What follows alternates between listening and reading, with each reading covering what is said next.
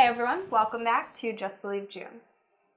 Those addicted to drugs and alcohol have been vilified, criminalized, and subjected to some very questionable cures over the years.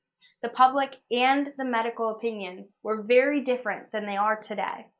What does the history of addiction treatment look like? Although documentation and ineffective solutions began prior, we're going to start in the 1800s, where we saw home elixirs being sold to stop alcoholism. In the ingredients of these elixirs, we saw cocaine, morphine, cannabis, and alcohol. Next, we looked into vaccines. Vaccines were being sold, and it was said that they had alcohol antibodies, which would ward off alcoholism. Next, we can learn about aversion therapy.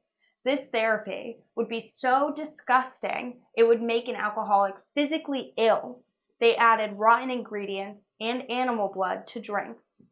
This would supposedly make an alcoholic never want to drink again.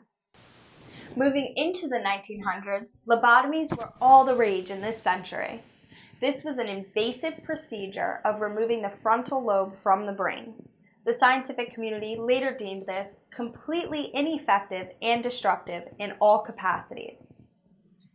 In the early 1900s, some states passed laws which mandated sterilization for all mental defectives. This included addicts and alcoholics.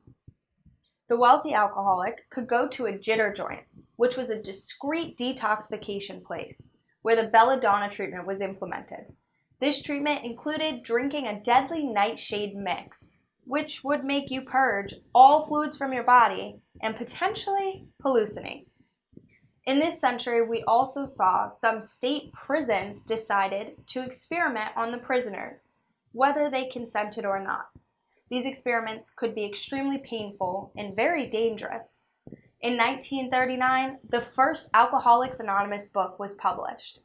We've seen over this timeline how much addiction treatment has changed.